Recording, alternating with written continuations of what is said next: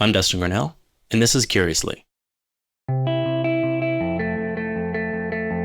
When I made my first video for my Sci-Fi with Heart series, in which I reviewed the movie Arrival, I sent the edit to my friend Anthony Thomas.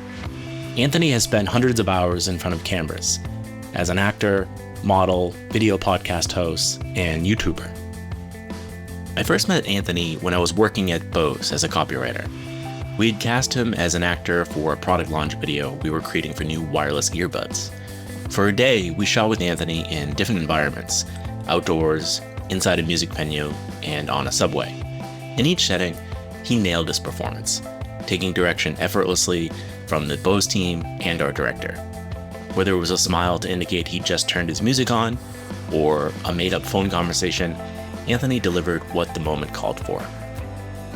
I watched it all from a set of monitors behind the production, and something about his performance stood out. It wasn't just his natural ability, it was the way he drew you in. A confident grin, acting like he was enjoying the music, made you want to watch. The guy had skills.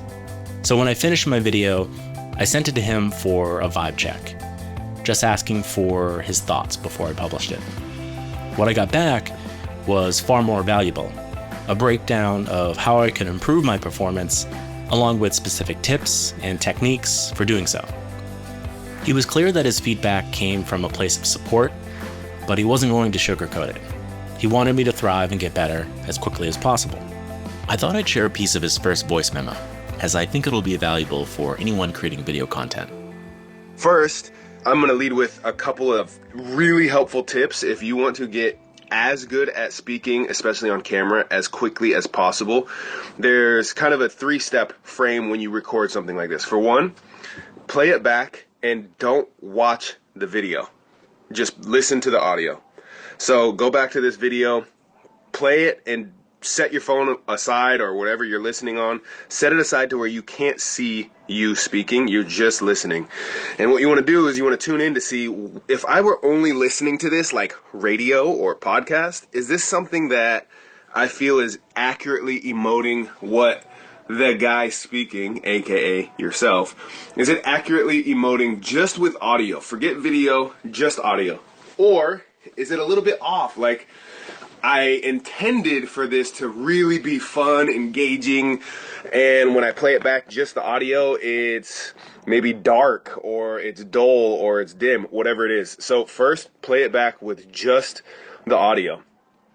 And then the next thing you want to do is do the reverse of that. Play it back and watch without any audio. So put it on mute, volume all the way down, and just watch the mannerisms. Watch this guy talking to the camera and see what sort of mood, what sort of energy, what sort of goal type of emotion do you think this guy is trying to get across. And when you don't have audio, you're only looking at video, you're just reading body language, and you're just like, okay, I think I see this. And a good way to kind of see the other end of the spectrum from, okay, we're trying to get better at this, and go the whole other end of the spectrum of like, who crushes it with this? Go back and watch stuff like Three Stooges or Charlie Chaplin, silent films and things like this, or just watch any sort of really good film, some good acting. You don't have to have the audio on to get an idea of what's going on in the scene, in the whole film, in the story. And that's what we're after. We want somebody who's only watching it to be able to say accurately, this guy feels this type of way, or they're emoting this type of message. And the same is true when they're only listening to audio. They should be able to just listen and say, oh, this guy is fired up, or this guy is passionate about this thing, or, this guy is just kind of struggling, but chugging along and just trying to keep showing up, even though he doesn't really feel like it, It's that sort of feel. You want to be able to hit both of these. Now, when we can get these in sync, that's when we start thriving.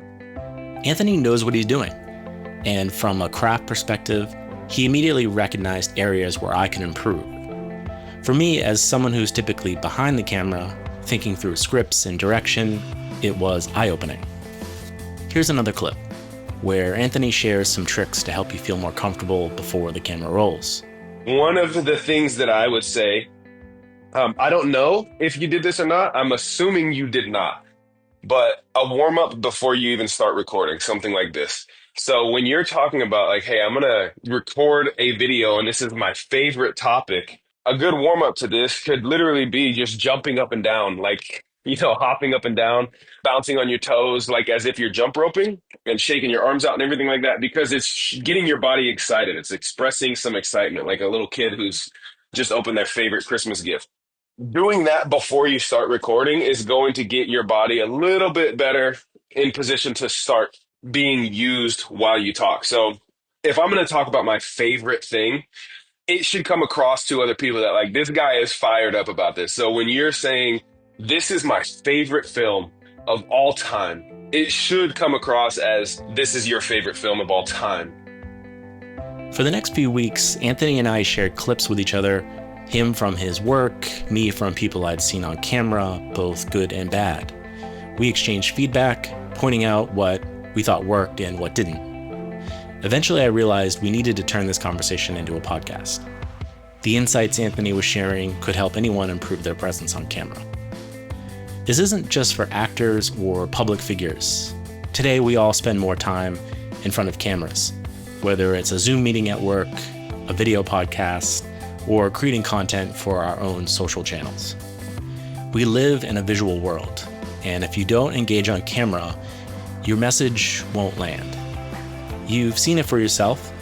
Politicians who can't capture attention on camera fade into obscurity. Meanwhile, those who are magnetic, they stick around.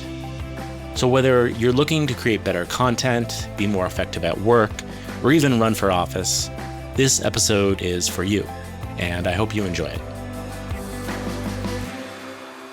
Anthony Thomas, welcome to the podcast. Thank you, my good man. I am so hyped to be here. So the tables have turned, so to speak. I was on your podcast 2 years ago, and you are usually the one asking all the questions, and now you're in the hot seat, my friend. How's it feel to be on the other side of the table? So far, it feels great. I've received no punches, no jabs, nothing of the sort yet. So right now, I feel amazing. Ask me at the end of this, and we'll see if we maintain that same energy. Nice. And all right, you just celebrated a birthday. I believe it was on the same day as me. Yes, it's a very special day. Only an elite force of individuals are born on that day. So yeah, we did share that. By the way, what time of day were you born? Do you know that? I don't know specifically. I know it was morning. It was before 9 a.m. Mine was like 6:30. So, I mean, born within 89? 1983, March 3rd, 1983. Oh, you got me just by a little bit. I'm 89. Got it. But we're still 80s babies. So we're still in this battle, this generational battle together. So you are a multifaceted man. I respect you for your entrepreneurialism and your creativity and your business savvy. The reason why I wanted to talk to you today is I wanted to pick your brain about how to show up effectively on camera specifically. As a model, as a commercial model, as an actor, and as a business person, you're often making videos. You're making a commercial or you're making content on your various social channels and you're making videos on your YouTube page. Yes. And you're good at it. You show up well. You're effective. You're easy to watch. And that's not easy to do. That's part of your personality. It's part of your technique. It's part of your education and it's craft. So today I want to just talk about like the art and science of showing up effectively on camera. So in your bio, I'll have a lot about your biographical information. But to start, I was hoping you could just like kind of put your experience in context of showing up on camera. Like just a quick speech about kind of what got you here. Absolutely. Well, first of all, thank you. That is so kind of you. I appreciate it deeply. I make content with my mindset of maybe nobody watches this, or if somebody watches it, maybe they don't enjoy it. But where I'm at now is different from where I was in my past in that. And it feels great to have that feedback that you do enjoy it. And it is something you kind of connect with. So to sum it all up, I am a lifelong athlete through high school. That was kind of the start of me being put in front of a camera. I would perform in athletics, and then the local news or newspaper would interview me, and I had zero training, no media presence at all. It was just right after the game, pull this guy aside, put a camera and a microphone in his face, and ask him questions that he's never been asked before, and he's supposed to just kind of perform. And I was not good at it at all. And then fast forward through sports, obviously you have a few more at bats with that in front of camera, but then post college, I started modeling. Had zero ambition for acting. I just really enjoyed modeling. I stumbled upon it. And my second year of modeling, I think it was, there was a stylist who encouraged me to go into acting because of the energy that I had between actually taking photos, like between shots. It's kind of this dead zone, and I would just entertain and entertain and entertain. She's like, you have to be an actor. And I laughed about it, but she was serious because she had an experience with a very close person to her who went on. She watched the whole process, her go take acting classes, made it big, did the Hollywood thing, crushed it on a series and all this stuff. And so that was where the seed was planted for me to get in front of camera. I went, took some acting classes, started to really enjoy that process. And to me, it was this free feeling of being able to hop into different arenas of the human spirit, where society doesn't necessarily encourage anger to really be let out or sadness to really be felt. And in this space, you could totally feel anything, anywhere, anytime, and it was welcome and celebrated. So that was the start for me, was acting classes. And fast forward now, over a decade later, I've still been doing it. I've been self-employed, modeling, acting, and I've taken that over into charity golf entertainment as well, where I'm performing live for audiences. So not just on camera, where you can kind of mess up and redo a take. If I mess up at a charity event where I'm live and I'm hosting an event, or I'm emceeing for a gala or something like that, it is what it is, right? It's the rawest form of performance. It's in person. And I just have to keep grinding and finding ways to improve that always. So here I am over a decade later of doing all of that and trying to find those little tips and tricks that I wish I knew 10 years ago that have taken so long to kind of sharpen. And now I'm finding different little ways to go, oh, I could save people time, a lot of time and pain, by just maybe this little game to play before you get on camera, or this mindset shift before you press record on the camera to help you out. Yeah, I want to talk about like two things. It's the tips and tricks, the techniques and the craft, but also the mindset, the psychological hacks, the psychological blocks, those types of, I think those are kind of like the big themes.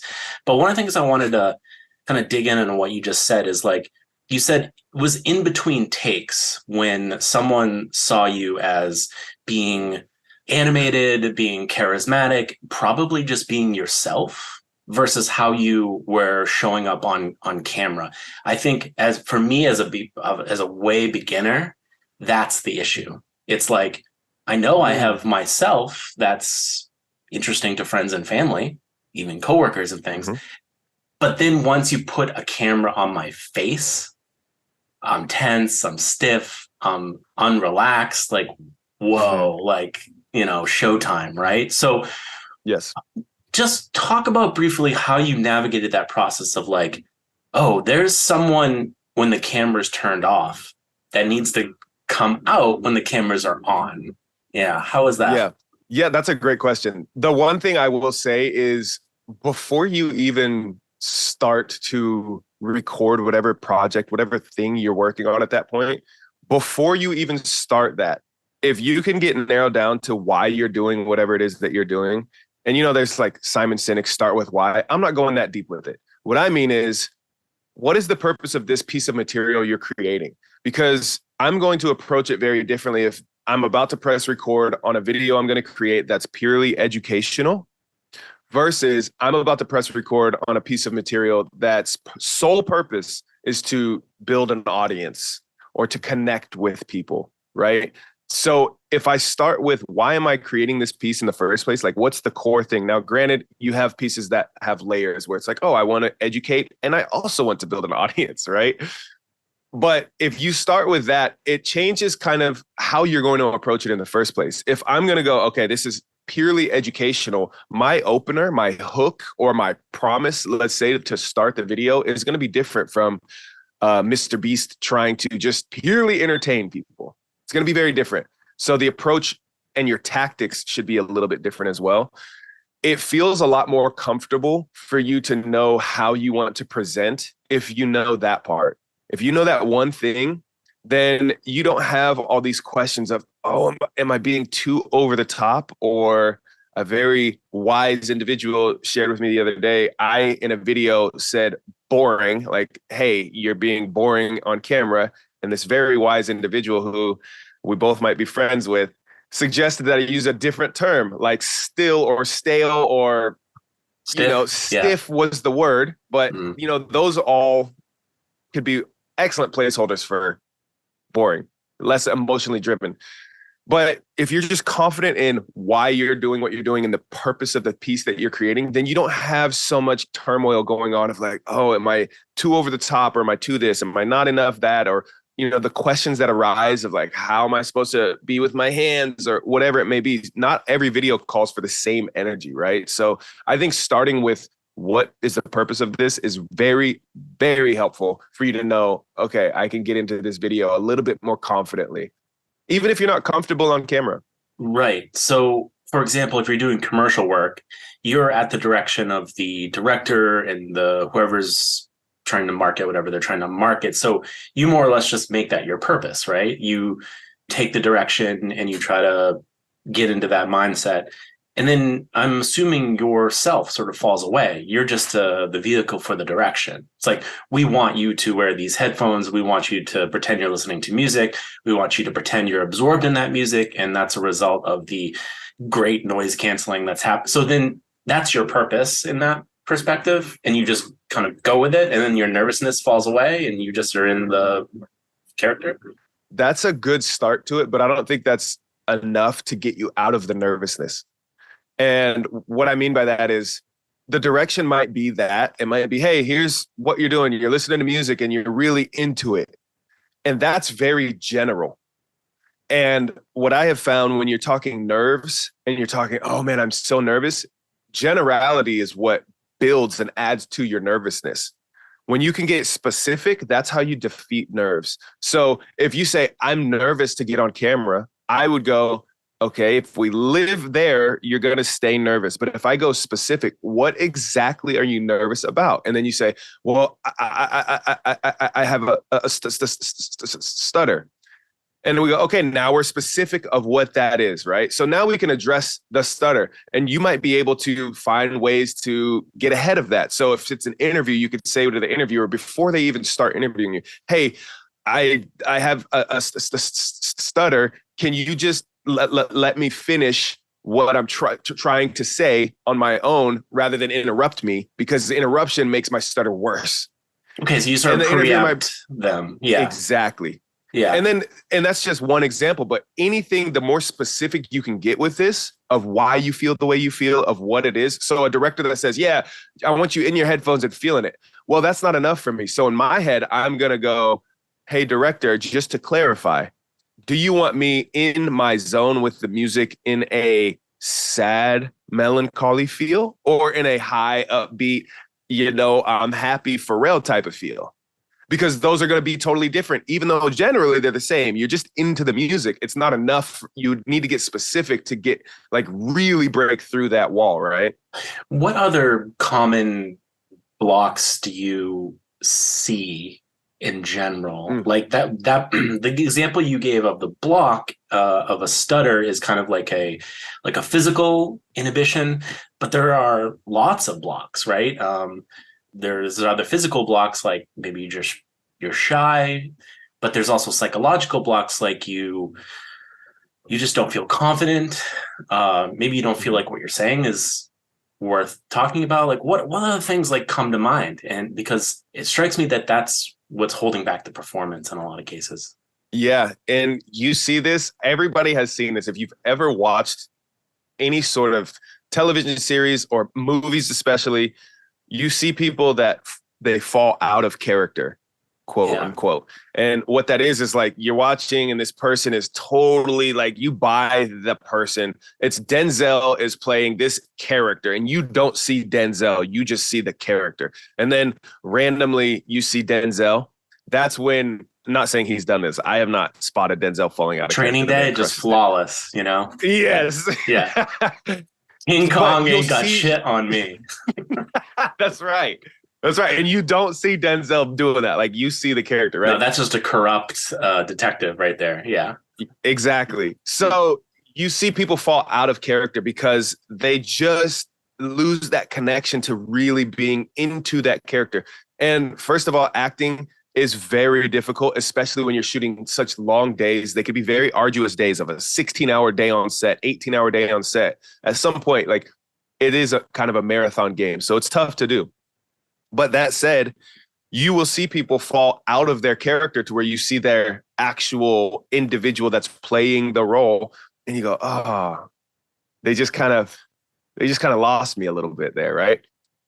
That is sort of the same thing that happens with people if you have this inhibition that you are such a great person, but then the camera turns on and you think you have to be a certain character.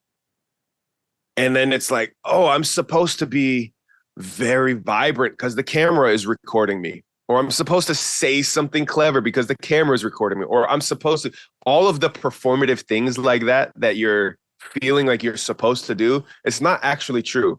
What you're supposed to do is just be you, but understand the medium that you're delivering it. So it's not a conversation that you're having just randomly at a coffee shop where, yeah, you know, kind of speak a little soft and like, oh, ha, ha, ha, okay, cool, small talk and stuff, right? Depending on your medium, if it's a YouTube video or whatever it is, you have to understand the medium a little bit to be able to say, oh, this is how this probably comes off, right? Yeah. So in acting, like especially in theater and things like this or on camera, it's rare that you're ever supposed to have your back to the camera or turn like completely profile, right? It's rare. So that's one of those things that it's like, well, in real life, if I'm giving you directions, I would turn my back to you and I would turn around and point and try to gesture and stuff. And that's totally normal. So understanding the medium of how things present, it's like if I turn my back to the camera and then there's the whole microphone thing because my mic is over here. And as I turn and you lose my voice and then I'm back over here, you know, like right. That bit. So that's craft. So yeah. That is craft. Yeah. So there's a lot to, it's unlimited how much you can learn about these things to get better and better, which is why over a decade, I just still am hungry to keep improving. But there are things that you could go, I'm just going to keep this super basic and it will help me out, like getting specific rather than general to beat any sort of inhibition that you feel or any insecurity that you feel. Why do you feel insecure? Well, because anytime a camera comes on, I'm stiffening up and my personality just shuts off. So go, okay, what is it about a camera that makes you do that? Why do you feel that just a camera has that power over you? I don't know. It's because I want to look so great on camera, but then I freak out and get in my head. It's like, okay, so what you've done in the past is you get stiff and it hasn't worked for you on camera. Are we in agreement? Yes, that's true. Okay, so let's scrap how you've done it in the past. Let's try something different. Now talk to the camera like it's your absolute best friend and it's impossible for you to be punished for anything you say. You're going to get a different individual then. That's right. But that does involve a little mental gymnastics and a little imagination, does it not? Because I think about like a anchor on a nightly news or something like that. They're staring at the camera. They're staring at a machine. That's a machine. Yeah. It has a little refractive glass. It has a red light on it to know that you're going. And someone's told you to go. And how do you pretend? Like, how do you say, oh, I have 20 million people on the other side of that? Do you try to block that out and just go? Or do you just kind of pretend that you're friendly and approachable because you know that's what's going to show up on camera? Is it just practice? Like, what is that imaginative leap that you have to make so that you don't freak out, you know? Because it's really heady in that situation. And it's really heady for Leonardo DiCaprio if your movie is going to be seen by the world, you know? So how do you get there? That is a great question. And I think I see the distinction now of where you're getting at with this. So like I mentioned earlier, there's levels to it, right? The more that you can stack on and get into the nuance, the better you can perform, the better you could be, the better you can actually emit yourself through a camera, right? But if we're talking to beginners, to someone who's just, I've been on camera once or twice and it just doesn't feel comfortable to me. And I just want to feel comfortable. If we're talking to these individuals, the whole imaginative game is kind of tough to get into because for one, you're already battling. How do I come off on film, on camera, right? That's already one battle. But then you have while I'm battling that, I also have to try to think of this imaginary situation that's going to shift my personality. That's a lot to comprehend and to try to get into. So the one thing that I would say to start off first and foremost is repetitions. The reps are king. Yeah. Period. It doesn't matter who you are. If you want an example of this, before we started recording this, I did a 3-minute warm up. Right. It's early in the morning over here. This is kind of the first thing I'm doing for the day. I haven't gotten a workout in. I haven't eaten breakfast, none of this stuff. So I'm, wake up and groggy, but hopefully you can't tell because I did a quick little 3-minute, let me do vocal warm up, a mental exercise. I'm talking to myself in my studio and trying to get into the flow of speaking and going from thought to speech and having it be relatively smooth, or at least smoother than if I didn't do some sort of warm up. It's repetitions for sure that are going to be king. Now, what do you do with repetitions? That's kind of important because you could be repeating and trying the same bad tactic. Yeah. Would still help you out over not doing anything, I would argue. But if you get just a couple of little tools to try to go, okay, we're going to practice this and just do this before I have to speak to anybody, get on camera. So an example, the person that's going to get on camera and potentially speak to 20 million people, if they know why they're speaking to this person. Now, legacy news in the current world might have a different effect and a different impact on people, I'm well aware, but let's say anybody on teleprompter, take all your subjective opinions about all these things aside. They're about to speak and it's going to go to 20 million people. Is the person about to go on camera in agreement with the message that's being sent? That's the first thing. In an actor's world, in my world of, hey, you're going to play a role, I have to be okay playing a role that maybe isn't me or maybe isn't something that I would say, yeah, this is who I agree with, because the art of acting and entertainment is different from the art of education and informing. And if you start again with like, why am I even about to record this video? That should help you go, okay, I'm doing it for these people and I can do that. I can get more fired up. You look at like Bill Nye the Science Guy back in the day when it was like before everybody had a camera and could do all this stuff. He was the most personable scientist that anybody knew or had access to. I'm willing to bet if you look at Bill Nye 30 years ago and look at him present day, he's driven by helping people understand the world better and helping kids who might not have access to someone of his caliber in science that can also explain and make science as fun as he was able to do. So his why, every time he's going to press record on the camera and start filming, his why is, okay, there's somebody out there that is 7 years old and they really could have a passion for science in this specific arena, but they don't understand it. And there's nobody in their life that can explain it to a 7-year-old. So my job right now is this camera's about to go on, even though this may go to 20 million people, I'm just talking to that 7-year-old. Just that one 7-year-old is who I'm addressing. Ultimately, what happens is if you get specific in this way, it's kind of like a vacuum, right? Like you got the vacuum hose and as you're cleaning up, everything around that hose gets pulled into it as well. It's not so broad. It's very specific, the little hose on the vacuum, little corner cleaning hose on the vacuum, but it still pulls so many things around it. And it's the same thing. He might be speaking to a 7-year-old, but myself at 36, I'm still hooked on what he's saying. Yeah. Bill Nye the Science Guy is such a great example. I grew up on him and he made science, which could be technical, confusing, not very interesting, exciting. And yeah, I think it really helped get me into liking science. I remember every Friday afternoon, my 6th grade teacher would wheel in the TV. And remember the big like blocky TV that was like strapped down on yeah. The trucker tie down. You like wheel it in and just wild. It's like those should be in museums right now. Yeah. And he would play Bill Nye the Science Guy. And, I think it's interesting because he wasn't like a PhD level scientist. He just had a bachelor's but he was good at showbiz. Like he knew how to show up And so as a vehicle of scientific information of like for lay people, he was able to, I mean, the writing was accessible. The writing has to be accessible. It can't be highly Right. technical. But then he just brought this charisma. And like one of the questions I wanted to ask you was like, what the big question here is, why is even being good on camera important? And it's important, I think you said before, because if you don't present your ideas well, you can't even communicate them to a larger audience. You can't get them into the world. Your influence is limited. And so in the case of Bill Nye, like if he didn't have those abilities to communicate science so well and in an entertaining way, we wouldn't be interested. So yeah, I guess like that's the big question. Like, why even learn this stuff? Like, why even know how to be effective on camera? That is the question. And you nailed it with the word charisma. So charisma is basically two parts. Charisma is one part competency. How well do you know what you're talking about? Know the thing that you're talking about.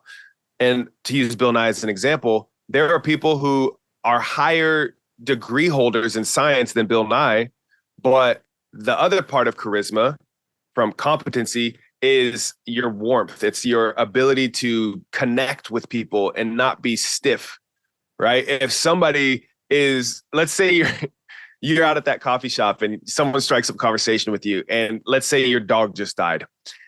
They strike up conversation, how's the day going? And you're 10 minutes ago, you just left your dog and your dog just passed away. And you're like, you're just lost. And you're like, man, I just lost my dog. My dog just passed away. And you're opening up to a complete stranger at the coffee shop about one of the darkest times of your life. And that person responds in a very stiff way. And they go, oh, man, that sucks. That's not very warm versus think of like the motherly woman that's, oh my God, she's going to give you a hug, whether you like it or not. And you poor thing, I'm so sorry. Let me get this coffee for you. That is warmth, right? That motherly thing, that is warmth. So when you combine competency and warmth, that's where you get charisma. You have somebody who really knows what they're talking about, and they're able to deliver in a way that connects with people on an emotional level. You understand people. You understand different walks of life. You understand, at least to some degree. You don't have to say, I know your life. I know what you've been through. But to be able to say enough that it's so relatable that you could say, man, I can only imagine what you're going through. But what is it that you need from me in this moment? What do you need from the world that would be helpful for you in this moment? And you have that caring, that nurturing aspect combined with your competency, your know-how. That's where you get charisma. So why do you need to do this? Why do you need to be charismatic? Why do you need to develop this skill set on camera specifically? For one, everything that we do and are doing moving forward it's driven by video. Everything is video. Everything right now and moving forward is video, whether it's going to be AI video in the future and you have some bots and things like this. But it doesn't matter. If you're a business owner and you need to market your business, you need to let your consumers, your potential customers know what you perform, how you perform it, and why all of your past customers are so satisfied. That message is a really important message, because if you have a product or a service that helps people, genuinely helps people live a better life and have a better existence overall, it is your duty to let the world know that you are something that exists for them to consume and improve their lives. If you are somebody who you just have a wonderful message to share with the world, it's important that you have the skill set to deliver that message as far and wide as you possibly can and keep improving that skill set. Because if you're going to do service to this world and make this place a better place, and what you have to share is really important and impactful in some way, then it matters that you are grabbing attention, that you are able to communicate it in such a way that people can not only connect to it, that warmth we talked about, but also they trust it because you are competent in your message and what it is that you're delivering. So if you think like, oh, I don't really need this, then maybe you should reconsider, like, what are you doing with life? What's your purpose here? And I'm not saying everybody should go and record video and do all this stuff, but if you want to build or grow, or if you have a purpose in life at all, you don't have to be the front man of a business or any sort of organization to still spread a good word and do it in an impactful way. You can be employee number 8,000 at a company, But if you really believe in that company's mission and what they're doing, the organization that you're a part of, it's important for you to be able to communicate in a way that people can connect to and be interested in, and also gather enough details that you leave them with a better taste in their mouth about you or the organization than before they even met you or came across your video. Let's take a tough example. So I want to think about my dad, for example, and what you said about, video is king. And in this era, you need to know how to communicate your ideas effectively on camera because it is so ubiquitous. So like you take my dad, it's like he's like a veteran general contractor. He's been in business for 30 years up in northern New Hampshire. The guy hasn't even been like within 2 miles of a camera, apart from like an iPhone, And so total novice. The other thing too is this gets to like a psychological block. He is like the opposite of a showman. Like he doesn't want to be boastful. Like he's not a hype guy. He's a little bit quiet. Well, I would say reserved. He's not quiet. He's outgoing, but he's reserved, He's from Northern New Hampshire, for God's sakes. Like the winters are like traumatic, Oh yeah. It's just a colder attitude, it ain't LA, Yeah. And psychologically, he's very far from show business and camera work and entertainment, the entertainment industry, right? Guy just builds decks, replaces roofs, builds spec houses, goes home and day's over. So like if someone said, all right, Dad, we need to make a 5-minute video of you presenting your services, where do you start with that guy? Like mindset, physical gestures, facial expression, fucking, the breathing you do before the camera starts. And then, of course, the psychological block of who gives a shit? I don't want to make this stuff for the masses. Social media is like a scourge on humanity. This is what you're dealing with here. So like, let's take him as a worst case scenario and just like play him as a case study for a second. Because I think there's a lot more like him. Yeah. Oh, there's loads. I love this. I love this game. So the first thing is still the first thing. Why are you making this? And my advice here is going to be different from, hey, be charismatic on camera and things like that. That's a skill. That's a craft to develop for sure if you want to be on camera. The first thing that I would start with your dad, this is more so on the business side of things, is why do you want to create video in the first place? And for a guy like your dad, it's most likely to generate more business and to convert prospects into clients. In that case, it's not a requirement that your dad is on camera. It's not a requirement that anybody is in fact on camera. In the home services space, you can just show your work and then you can have some script that you typed up. If he's like a journaling man, by hand, he could just write out a script of like, here's a question. What was the problem this client had and how did you solve it? And he goes, oh, they had this gradient where their elevated deck was on and it was going to just drop with the next heavy rain. And so what we did is we drilled in pillars this deep and we put in this and so on, so on, so on. He never has to show his face on camera. He doesn't even have to do the voiceover of this because you could type in a script. There's plenty of technology now that will automatically, I'm pretty sure Instagram will just automatically, you can select a voiceover of something you write in and it'll do it. And he's never on camera at all. You don't need the charisma and all that stuff. So the first thing is why? What's the purpose of this video that you're imagining you need to create? If it's to generate clients, you don't have to be on camera to do that. Now, in the case, because again, this exercise is how do we get that person up to speed, right? How do we get them up to speed? I think it's really important to not get good at something you dislike. So don't get good at something you hate. If your dad is a guy that's like, I hate being on camera, I just absolutely despise it, that's great. Who in your company or even your friend group, or who do you know that loves to be on camera that you would trust to present your company in a way that you would like? To present your work in a way that you go, that is so much better than I myself could have done. And they're presenting you better. Now, if you have an interest in being good on camera, That's different from like a guy. I imagine your dad has zero interest in being on camera, and he doesn't have to be for business and everything. He does not have to be. Even if he did have a big message he wanted to get out to the world, it does not have to be him on camera. And I know plenty of people, I've watched it happen where people are so successful in the home trade business where they never show their face, but they'll film things like guys that work under the house. Okay, here's a video, here's the plumbing, here's the pipe, here's the issue, and they fix it and everything. And they're never seen on camera. Their face is never seen, but you see the work that they do and you're amazed by it. Maybe that's his angle. So put those out there first. But let's just say your dad really does want to be good at this. And he goes, I'm going to take this challenge on. And I'm no LA guy. I don't want to boast or anything like that. I'm a big fan of gratitude and dishing out gratitude to others as opposed to I'm so cool, everybody look at me. So I would encourage your dad to say, hey, for each video that you're about to make on this, like lead with gratitude. What are you thankful or appreciative of in working with this specific client or whatever it was? And when you lead with that, the camera, oddly enough, internally, you don't feel like the camera is pointing at you anymore. You're now pointing the camera figuratively at whoever or whatever you're being grateful for. And all that fear of being on camera and stuff kind of doesn't go away, but it definitely shrinks down because it's not spotlighting yourself anymore. So if you've ever met somebody in a conversation who's really good at deflecting, you ask them a question and then all of a sudden you're the one talking forever and ever. And you go, wait a minute. I asked them the question.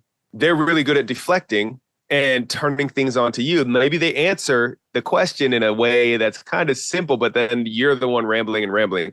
That deflection can be done pretty strategically for somebody that wants to be on camera in the way of being grateful. So in the business, he wants to get new clients. We're going to start with testimonials. I'm going to say, hey, here's a really great testimonial of a client that I just worked with. And before I even read this testimonial to you guys, I just got to tell you, they were so lovely to work with. I went over to their house and you never know what to expect when you're going to chat with somebody, going to a new client. I went over to give them an estimate. I ended up sitting down with them. They made me some homemade lemonade and we sat there and drank as I covered the estimate. And here's the testimonial they left. And they're just wonderful people. That warmth and that being genuine that way and appreciative that way, it's going to come off authentic. I don't care who you are. When you're grateful, people feel that. Like that goes through camera. But what if he wouldn't do that? If he wouldn't? Not do that. It would not be warm. He would have a 30-minute conversation about mountain biking and hiking in the whites and stuff like that, but he's not going to be warm. He's not going to be approachable. He's not going to use words like lovely. He's probably going to be ungrateful, you know? Okay. But he's a good guy. So like, how do you just take a cold, competent person and make them... Yeah. So how do you start there? Because I feel like most people are just ungrateful and not warm and, and like. True. So he's high. Your dad is very high in competence. His skill set, his abilities, his know-how, very high, but his warmth, very low. Yeah. That's warmth the character competency we're working with here. Yeah. Yeah. So his competency, the guy knows his stuff, but is his bedside manner? Is it warm? It's not really there. So what do we do with a guy like that? I think a wonderful exercise with this, especially if he's about to press record, if this is something he wants to do, is before you start talking about whatever it is you aim to talk about in this video, start talking about mountain biking or hiking or things like that you are passionate, that do light you up. Because you're going to just be in a better energy altogether. Even if you're not a warm person and you're not, the gratitude and butterflies and all these things, you will still present a lot more warmly if you start talking about something that you could. I always think of it like this. What could you at any moment give a TED talk about without preparing? Like I say, hey, you have a TED talk that starts right now. What is that thing? And that's usually what people are really passionate about. Or even if they're not passionate, they just spent so much time on or around that they could light up and talk about the thing, right? So for him, before he presses record, let's talk about something that he's really into. Let's talk about that. And then when we roll into the business side of things and let's talk about, hey, here's what we do for clients and so on. You're in a much better space physically because your physiology changes entirely when you're talking about what you love. And then when that carries over to the next topic that might normally be dull or dry or stiff, you're at least going to enter it in a much warmer state than you otherwise would have. And typically, if you lead with warmth especially early on, and then you flow into competency and being more cold, as long as you lead with warmth, you kind of get people hooked in and they trust you enough because your charisma was good to start to where they're like, okay, he's good enough. And now he's just getting into the details of things. That's why I still feel that warmth from him, even though he's not presenting as warm. So the start of it is very important. Like if you spend any time at all researching successful videos, how to make a good YouTube video or anything like this, everything is about the thumbnail and the hook. That's the opening of the video, the first 30 seconds and all that stuff. The same is true with any video type. If you start with a very warm energy, and when I say very warm, it's not very warm on the global spectrum, very warm on your own personality spectrum, like warmer than you might baseline at. If you start your video first 30 seconds in a much warmer state and then you cool off, that cool off isn't such a problem for people because they've already connected to you in a warm way. Versus if you start your video and you're at your baseline, which is a lot cooler, then it's going to be a little bit more difficult for people to trust or have that warmth or that pull, that charisma pull to you.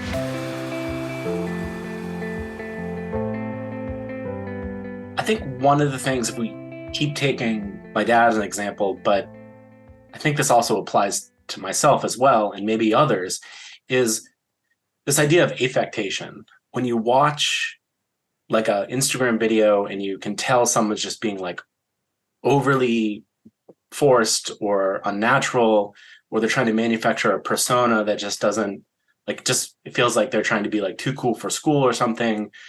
I think of like NPR correspondents who are from like the Northeast or something, but they're presenting a story from someone from Colombia and they say Colombia, and it's like, they probably don't even speak Spanish, so cut that shit out, It's like, that's affected work. That's affectation. That's trying to put on airs or something. And it's just so sniffed out like instantly on radio and TV, it's just so obvious.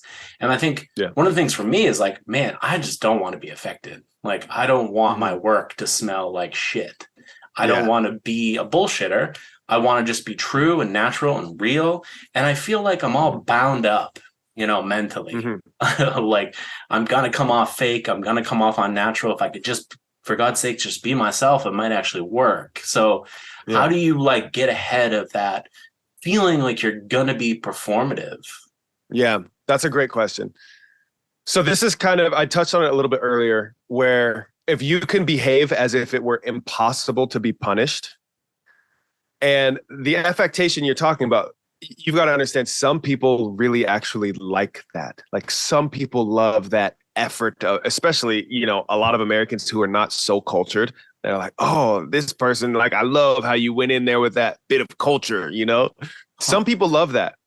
It's just not your flavor, right?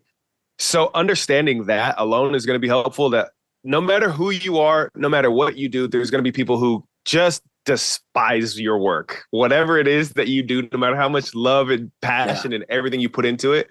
I've heard that 33% will hate it, 33% will love it, 33% don't give a shit. I would argue that it's probably a larger that just don't give a shit, and it's probably a smaller number that actually do give a shit. And I think if you can just get comfortable understanding that my work is not for these people, that's fine. Like when I create, I know that there's going to be people who are roasting me, who are clowning me, whether it's in the comments or directly or just in their own heads. But that's not my business. My business is the people that I'm connecting to, that I'm trying to connect with. So you don't want to do things like affectation and Colombia and things like this, where it's like, okay, so that's not your work. You don't do that, right? Other people that see that and respect that are going to love that about you. And that's great. These are the people that you're targeting. These are the people that are your audience, your community, and so on. But in the grand scheme of this, how do you go, I just want to be authentic. I don't want to come off as some sort of like a fraud, like I'm forcing it. And I want to do justice to the content rather than try to build this audience because people like the way that I present or whatever it may be, right? Because you're someone who has a high level of competency in my experience with you. You have a very high level of competency, and typically people that are highly competent are so much less concerned about the warmth or how it's presented. It's like, no. This is the info, and the info is king. This is so important. The data here, what I'm talking about is what, it doesn't matter how I present it. It's what I'm talking about. But one of the people that I would point to who's built great success over recent years that understands this very thoroughly is Andrew Huberman. Dr. Andrew Huberman, one of the larger podcasts out there, Stanford scientist, neuroscientist. And if you're not familiar with him, he has tattoos up and down his arms, right? It's pretty much his whole body's tattooed. Anytime you see him presenting anywhere in person, he's typically wearing a black long sleeve button up shirt.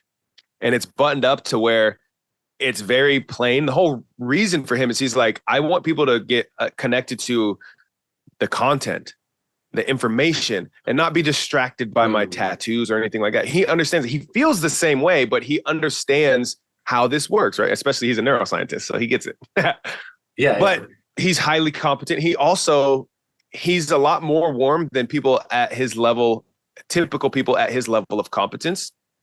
But he understands it, right? He's like, I could just be me, my tattoos, and I prefer t-shirts and all that stuff. But his purpose, the reason when I go out in front of people, when I go out in front of camera, I want to get the information across. That's what's important to him. Yeah, right? It makes me think of like the Charlie Rose interview show where it was just oak table, black screen behind, and just two people, and it went from face to face because it was. This is all about the in-depth conversation and who they stand for and what they are, and no frills, man. We do because we don't want the viewer to go off the scent.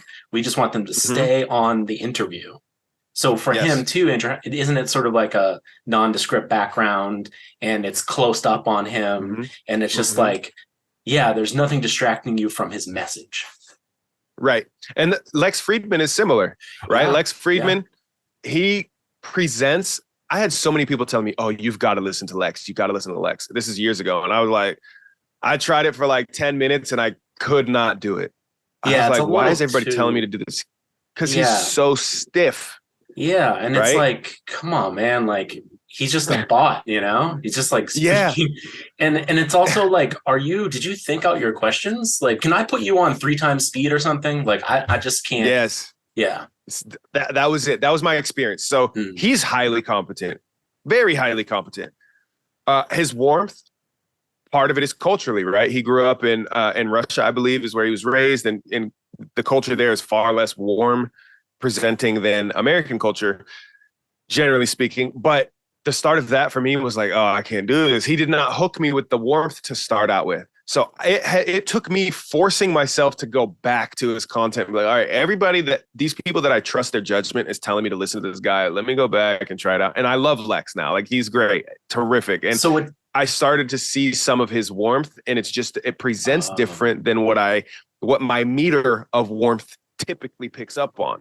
Yeah, he sort of failed the sniff test, but with time, you kind of learned how to appreciate him.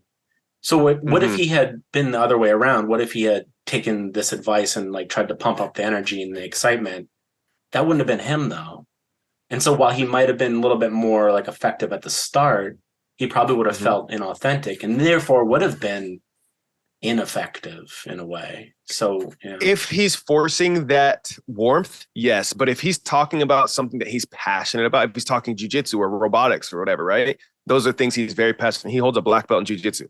If he's talking about these things that he just loves and knows, and these are topics that he doesn't need to prepare to give his instant TED talk. If he started out with that and his warmth, again, I do not encourage being fake ever. In fact, one of my core principles in anything that I do, any video that I share, any of my content that you see, if I'm sharing a product or a service, it's because I absolutely love it. I had a wonderful experience with it. I love it. I'm not going to have somebody pay me. I don't care if they want to pay me ad space or anything, because to me, the one thing I will not sell for $1 billion is my word. My voice, my word. That's something I will not do, right? If I build all these other businesses, you want to buy me out of my modeling for $1 billion, I'd sell it in a heartbeat, right? My word, though, not something I would sell. So I'm not encouraging anybody to be inauthentic, but if he, let's say, led with a lot more warm opening because he was just talking about jiu-jitsu and his journey and that and his passion and things like that, and he hooked me more with the warmth, What you're doing then is you're giving people a chance to stay around long enough to get hooked by the content without emotion. So if Lex hooked me with his warmth to start out with, I could be like, I don't know. First thing I'm looking at is like, do I like this guy? Do I trust? Right? There's no like trust. I don't know this person. So do I like him? I don't know yet. Let's find out. And in that first, like I said, the first 10 minutes of me listening, I was like, nah, I don't like the guy. Right? I just didn't. He didn't capture me in that. So I don't even get to the point to trust him because I didn't give it long enough to be like, wow, he's very intelligent and he is well thought out in these things and he is well explored and highly knowledgeable and highly competent. So the idea here is you hook people with the warmth, regardless of what you're talking about. If you can open with something you're very passionate about, then people are going to see not only how warm you can be, but also they're going to see the genuine, real, honest you in that moment, right? It doesn't matter what you're talking about. People love to see someone talk about things they're passionate about, regardless of the topic. I'll give you an example. The other day, I sold a chair on Facebook Marketplace. The person came over, and I had a friend of mine that was on the way over. They came over, bought the chair, quick little small talk, like, oh, what are you interested in, blah, blah, blah. They were like, oh, you have a YouTube channel. That's so cool. I've been thinking about doing that because I am a Dungeons and Dragons master. And so I was thinking about doing a YouTube channel. I've never played D&D. I don't know much about it at all. It's not a high interest point for me. But my friend that was on the way over, I know he's been playing D&D for years. He loves it. He has a great time. He's still presently actively playing multiple games. So I was like, dude, you got to meet my friend. Make this connection. For the next 3 hours, we sat out in front of my house while those two were talking Dungeons and Dragons, and I knew nothing about it. Even as I'm listening, I'm like, they're speaking English. They're using words that I know these words, and I have no idea what they're talking about. But I was so hooked because they were both so passionate about what they were talking about. And the case is true across the board. We love to see and listen to people talk about things they're passionate about, even if we don't have a clue about it. So the idea here is if you can show people a little bit of your passion and that energy to start out, then even if it dies off, that passionate energy, when you have them hooked and now they're hooked on the topic because it's a topic of interest, right? They clicked on your podcast or your video because the title and the thumbnail told them, hey, this is the subject of this video, of this content. They're clicking on it because they're interested in the subject. But you have to first hook them on you before you get really in depth with the subject, because the subject they're already interested in. So they're going to ride that out. But if they see this person that they just don't vibe with, that they just like, ugh, this person's so stiff in the way that they present, they're going to go get that information from a next individual who's a little bit more personable to them to start out with. It's good advice too for like content creators, right? Like just talk about something you really, really like. Yeah. You know, it made me think of Neil deGrasse Tyson, you know, that guy loves space. That guy loves physics. He loves cosmology. And he also loves Carl Sagan. And Carl Sagan is who he learned from. And Carl Sagan is one of the best science communicators that ever lived, right? And that guy thought the exercise of thinking about humans' existence in a vast and infinite universe was a useful character-building exercise. And you could tell through every word that he delivered, you know, he's just in awe of the message. And there was a gravitas to him. And it's like, how much did that guy pump himself up before camera? Who the hell knows? There's probably a documentary on it. I'd love to watch it. But really, think about it. He just loved the subject matter. The guy just loves space. He loves cosmology. And he loved the exercise of communicating it to a general audience because he thought it was like a meaningful place to be in the world. Yes. This is the same thing. Before you press record on the camera, why am I doing this? Honestly, this is a serious question. Why am I doing this? If you can't give a good answer to yourself that is honest and truthful and convinces yourself that this is a good idea to then move forward with it, you're probably not in the right area for yourself. A Carl Sagan that's presenting on NBA basketball, like, what are we talking here? I don't know if he was a hooper. He might have been a hooper, but let's assume he wasn't, right? A Carl Sagan that's going to present on basketball is not going to be the same Carl Sagan that's presenting on space. on science. And frankly, I learned of time-space dilation from Carl Sagan, and I was like, this is amazing. I'm so hooked. And I'm not even a scientist. I'm very low-level knowledge about a lot of stuff, really, but this is particularly in science. And he taught me so much in this stuff that it was like, I probably had been exposed to this many other times, but nobody ever hooked me like he did. So the first thing is, why am I doing what I'm about to do? Why am I about to record this thing? Is it because I want to be so big and famous and popular? And that's why I'm recording this video, because it's the hot trend right now. Followers, clicks, status. Yeah, in my opinion, you're working in the complete wrong direction, and you're not going to last. You're going to be going up against the people. If you're trying to just trend hop, you're going up against people who have been living in that specific arena a lot longer than you have and are going to be around a lot longer after you. They're far more in-depth knowledge than what you have because you just popped into this and you read a couple books and you watched some videos or whatever. That's where I think like you're going about it all wrong. Everything you're going to create before you even get on camera, before you get on the microphone, ask yourself, why am I doing this? Because if you are really passionate about something, you will put up with and endure so much chaos and so much pain and so much discomfort and so much agony and so much awkwardness versus trying to build something successful is the wrong way to start, in my opinion. For example, if you go back on my YouTube channel and you look at, I still have a bunch of videos up there from however long ago. And I just got to a point where I'm like, I just need to be creating. I know this is going to suck. And I have a lot of videos on there that are trash. And I'll go back into those occasionally and look and like, man, we've come a long way. But the idea is the stuff that I was talking about, I at least passed the checklist of like, am I passionate about the thing that I'm about to speak about? And that makes it easier to just hop into. And I've said for years with modeling and acting, people are like, oh, how? Because I've lasted way longer than most people in this industry. Most people, the average career span of a model is like a year and 3 months. And I'm over a decade into this, right?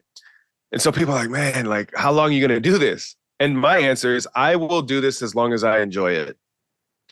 And that's just it. Like, there are some days that aren't so enjoyable and some that aren't. But as a general rule, I love doing this stuff. I love having people who have ideas and teams that come together to create this idea, to present this ad in a certain way. And I love to be a piece to that puzzle that I go, I can take these ideas and I can be the physical embodiment of that for you guys to connect with your potential client or your consumer in a way that they just really resonate with. I love that.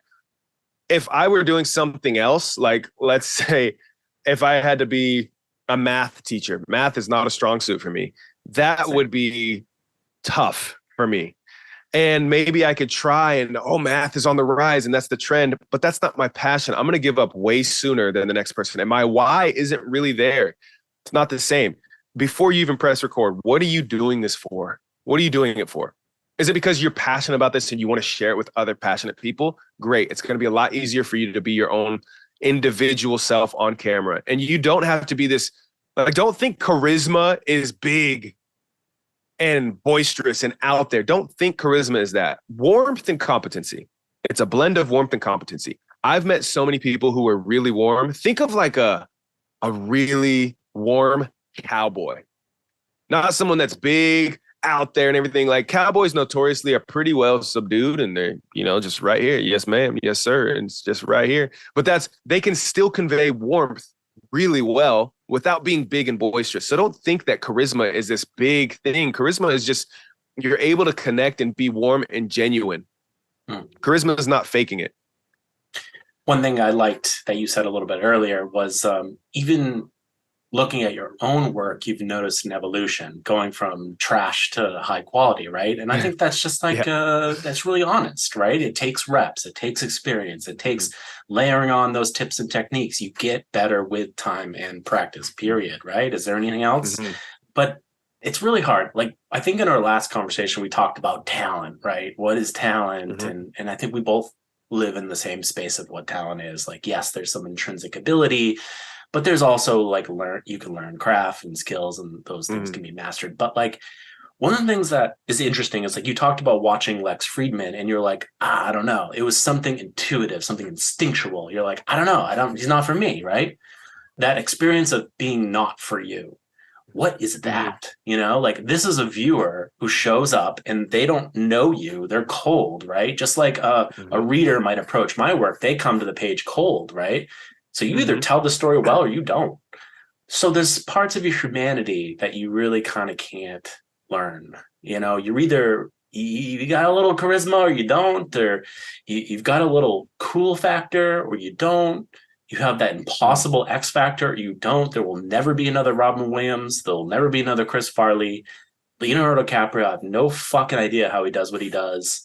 I just rewatched that scene from There Will Be Blood with Daniel Day-Lewis, and he's being like interrogated by the priest, and he says, "I've abandoned my boy," and there's just a complete galaxy of complication in his face in that situation because he really hates that priest and he really hates being at the receiving end of all of this like propaganda, but he also did abandon his boy. And so then he also does that, and it's like, how'd you do that, man? And like, so what is cool? What is charisma? Is some of it just, some people got it, man. And others have to work a little bit harder. You're so right. You are so right. Some people got it and some have to work a little bit harder. This is the way that I think about this. I want you to, for a second, if you're listening to this, and you yourself as well, Dustin, think back to elementary school, right? When you're 6, 7, 8 years old. Who was the coolest kid in your class? Do you remember? Yeah, probably Evan, because he was sarcastic and he was kind of rebellious. But he was also attractive. Like people wanted to like be around him, and girls wanted to date him. And he also had a kind of quick wit. And now I think he's in prison. So, not really sure what. Yeah, he had some trouble with poker. Then he had some trouble with working in a restaurant and skimming money off of the restaurant's profits. And then, and I think it escalated into just outright, grand larceny.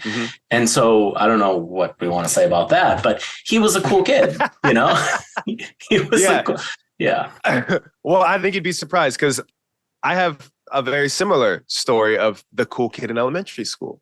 And I think a lot of people have this, like the cool kid in elementary school is like, ugh, that didn't end up so well. It's a stereotype in movies, right? They're the people who become the drunk at the local bar. They never leave town. They die of despair. Yeah. Yes. And I think when you think of this, if you have a high charisma as an elementary aged kid, you're probably getting away with a lot more than you should be. And you're probably building up deception skill sets rather than genuine connectivity to people in a healthy way.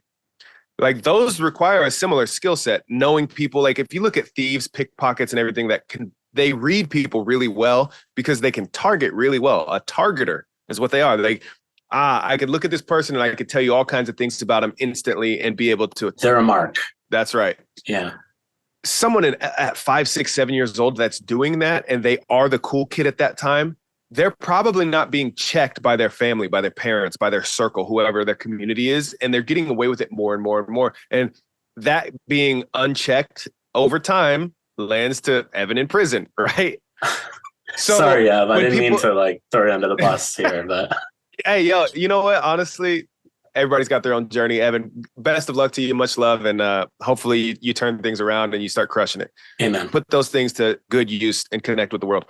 But would you rather have that journey or I was kind of non-notable growing up and nobody really knew me or anything like that. And I wasn't really charismatic or anything, but here I am in this space where I want to develop charisma. I just spent so much time reading and in books and I learned so much about all these things. And now I can give the TED Talk. My problem is I'm not engaging. I'm not warm enough. I have a high competency, but I just wasn't born with that charisma. I don't think you're born with it. I think what happens is you either get your charisma checked because my 3-year-old right now, he knows how to give his kind of flirty eyes or try to make mom and dad laugh when he's a little bit on the edge of getting, in trouble or whatever. He's testing these boundaries right now. If I don't notice that and I don't check it, he's going to grow up and he's going to go the prison route, right?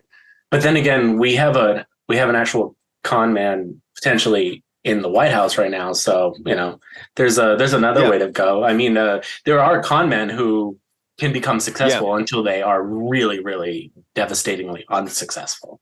Yeah. Yes. And you know the term con man? Do you know the root of this, like where it originates? Confidence man. Correct. Yeah. Confidence man. They gain your confidence. Yeah. Correct. They gain your confidence. And how do you gain somebody's confidence? You have to have a level of warmth for sure, but you have to have at least some level of competency to present in a way that it's like I'll tell you right now, there's information. If you watch any of my content, I know a little bit about a few things and I try to share things and I'm constantly trying to learn and all that stuff, but I am not smart by my standard, right? I don't have a high level of intelligence by my standard. And in fact, even in this realm of charisma on camera, there are people who are so much better and more knowledgeable and very skilled in their ability to communicate this than I am. But you shouldn't, in my opinion, stop pursuing something because you aren't already the best at it or because you see someone else who's number one at it. You have a different audience. You have a different ability to connect with people in a different way. Just because I have a different life than person who's at the top of that industry doesn't mean that I can't connect with people in a very impactful way. And when we're talking confidence and being a con man, I don't suggest conning anybody. I suggest being authentic and just be you. Like, don't BS it. I'm not the science guy. You want to talk to me about science? You want to talk to me about math? These aren't my strong suits. You want to talk to me about psychology? I know a little bit about that. And sociology, right? I studied these in college and I still pursue it. And I love these areas. And like your writings are the perfect blend for me of some science that I understand at a basic level and how it connects with humanity and how people interact with each other and get put into certain situations where it's all about the incentive structure that drives that individual as it clashes with their values. And that to me, I love. I don't know a ton at a very deep, high level about that. No PhD. I have my bachelor's in sociology and I studied psychology in that route as well. There's people PhD and beyond that would understand very deeply. I'm not that guy. And they probably have a YouTube channel out there and they're sharing information and all that. But I have a life experience that's unique to anybody else. And I share based on my unique blend of my life. And I connect with people who have some crossover with these things. And the way that I feel you connect with people is by being real, because nobody can be you. Like, I can't beat Dustin Grinnell at being Dustin. I can't beat you at that. But I can beat you at being Anthony Thomas. I just have to be me. You can't be me better than I can be me. I don't care how good of an actor you are. You were talking Leo and, we're talking Denzel and all this stuff. The greatest actors of all time can't be the individual they're portraying better than that individual is. So the way that you get through all of this is figure out for yourself, how can I just be me on camera? And as you do that, don't be comfortable in the level that you're at. Like you mentioned, my evolution of video and as I present on camera and everything like that. I'm not the same guy I was a year ago, and I don't present the same way on camera as I did a year ago. And my aim is that a year from now, I can say that exact same thing because I'm still trying to improve in all of these areas. So wherever you are right now, be authentic, tell the truth, and as you progress, just try to improve a little bit at a time. Every single time you press record or get in front of the camera or get in front of a microphone or just get in front of a person or a mirror or by yourself in your room, try to be a little bit better every single time so that you don't have to fake somebody better. You just become somebody better. We talked about maybe someone like my dad who doesn't have any on-camera experience and doesn't want any. You'd have a lot of notes for that guy, Who do you have no notes for? Like, who's doing it spectacularly? Who's your hero or idol or someone you look up to? Because to lead into this question, I thought about Conan O'Brien in the Academy Awards and his hosting style. And it's like, that guy is just unreal. Just like right here to here, like just his whole face is animated with like irony and sarcasm.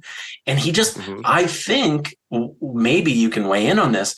He's just a complete fucking goof. And he has embraced that, you know? Yeah. He's like, I'm a goof, man. And it's quirky as hell, but that's my voice. Like if you sat with a guy, and there is actually a documentary of him being himself, essentially. And he's just a goof. He's awesome. And but how did he strip off all the affectation, all the need to be a persona, all the need to present for camera and just be the ironic, sarcastic, goofy as fuck guy because we love him for that? Yeah. Yeah, that's a great question. So to answer the first question, who is my go-to guy? Who is the guy? So there is one name that I think if you are trying to be a better speaker on stage, in video, in person, it's Vinh Giang. Vinh, V-I-N-H, last name G-I-A-N-G. He's an Aussie, but I believe he's Vietnamese by heritage. And he coaches and teaches public speaking and how to use your voice in a much better way. This is a guy, for me, if you follow him on Instagram or on YouTube, he's got loads of content free that you can, especially if you're a newbie or anything like that, you can watch this. And he's a guy, like I was mentioning, way better than I am. Like worlds away, way better than I am. And he used to be a magician. So he was performing in front of people live and all these things. And there's a lot of skill set developed there. He's also, I mean, he's a keynote speaker. He goes and speaks around the world. He does workshops all over the world. The guy is incredible. He's fun. He's engaging. He's entertaining. He does excellent examples of, what do I do? Like he has, I think probably the most valuable thing that you can consume from him are his Q&As. And then it's not like a Q&A session. It's just at one of his seminars or something, somebody raises their hand, asks a question, and he answers it. Because there's real people who are having the same challenges that you have or your dad would have or anybody would have that wants to be a better presenter. They're asking the questions that we would all ask at some stage of our evolution or another. And then he addresses it. And he addresses it in a way that shows you, for one, he knows what he's talking about. And it's not just because he read some books and all this stuff. He has so many reps under his belt over the years, and he messes up still. As anybody really good will, you're going to mess up. But one of the things that's really useful for him, he's like, hey, if you're speaking and you stumble on something or you mess up, he's like, the more you draw attention to your mess up, the more it's going to remove the whole experience for your audience because they're going to focus on that too. So if I slip up, then just go back. I slip up and you just roll over it. Don't pay. Oh, oops, sorry. I just stuttered and don't bring so much attention to that. Journalists have a good thing where they say, I should say. So if they say like, Monadnock, and then that's a mess up. They should say Meninnock, I should say. And then it's done. It's over with. They put it to bed. Yeah. That's it. And so he has so many things like that. So Vinh Giang would be my guy. That's like, oh man, he's king. He's awesome. And there's an episode of Diary of a CEO that just came out, I think yesterday or 2 days ago, that I got to watch because that's my favorite podcast, Diary of a CEO. Cool. With Stephen Bartlett. So he's on there. I haven't watched it yet, but I am certain it's an amazing watch or listen. So he's definitely up there for me. And then the second part of your question, can you refresh me? Yeah, so it's like I get the sense that Conan O'Brien is who he is on camera, is who he is like in private, but it's a pumped up version for sure. But it's like he's a goof, and maybe sometime in his career, someone told him, "Hey, let's tamp down the goofiness, man." But he, I think, just leaned into it, like, and that's why we love him because he's like really. We think he's being himself. Yeah. Yeah.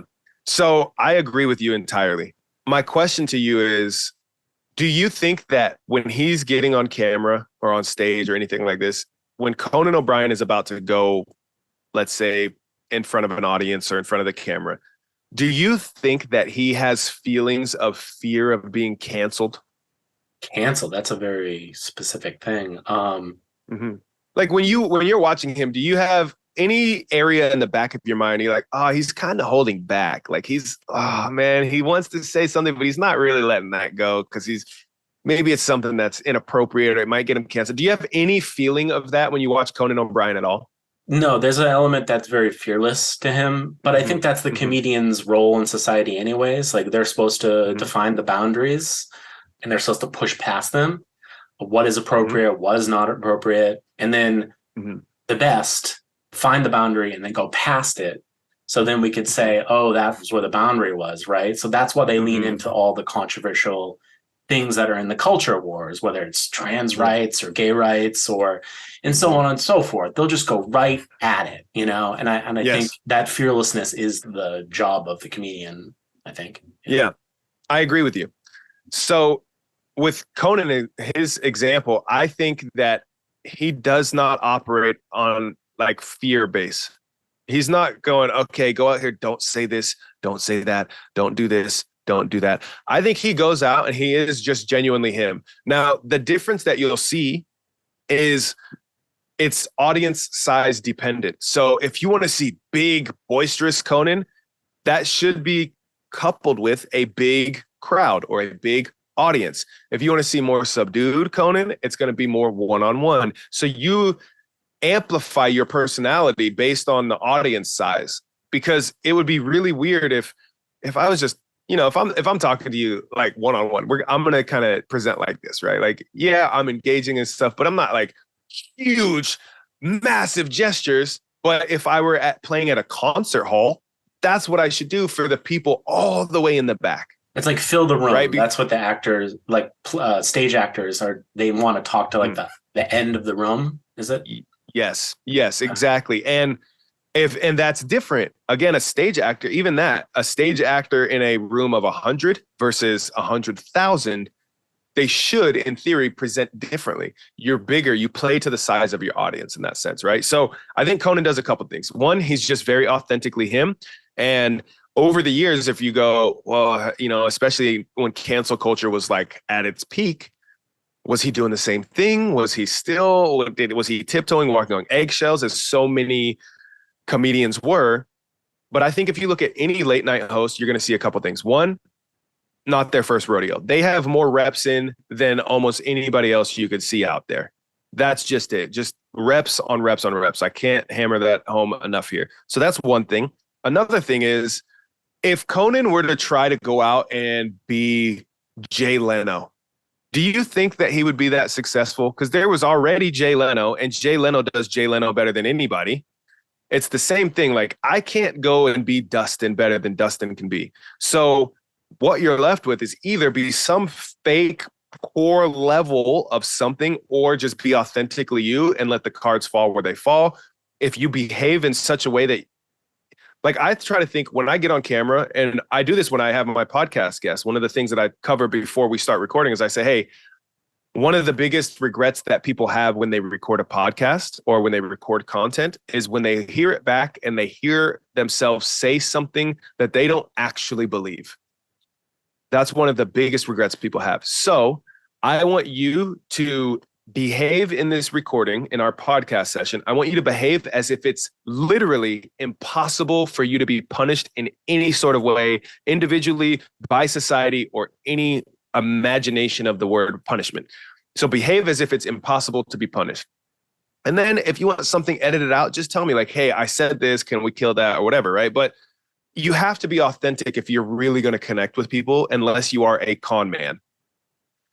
And even a con man, it's like, you go to sleep at night, do you feel connected? Do you feel like, man, I'm really bonding with people? Or do you feel like, yeah, I got that hustle? You know, I hustled them. So yeah. But again, even to the con men or women out there, before you start recording, before you press the thing. Yeah, let's not leave Elizabeth Holmes out. She's a con woman. Sorry. Yeah. So before you even start, like, why am I doing this? Is it to con people? Okay, well, get your con on. Get in that headset. But like, if you're like, I really want to connect with people, I'm really enjoy this message or whatever it is that I'm going to share, be authentically you in a way that you go, it's impossible for someone to punish me. And but that punishment can mean nobody can make fun of me. Nobody can say, oh, you're stutter on camera or on the microphone, or point to any of my so-called flaws.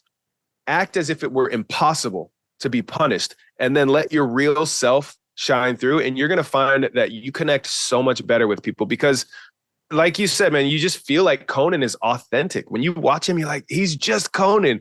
Everybody you see Conan. That's who you see. That's who you get. And that's because he's not switching it up.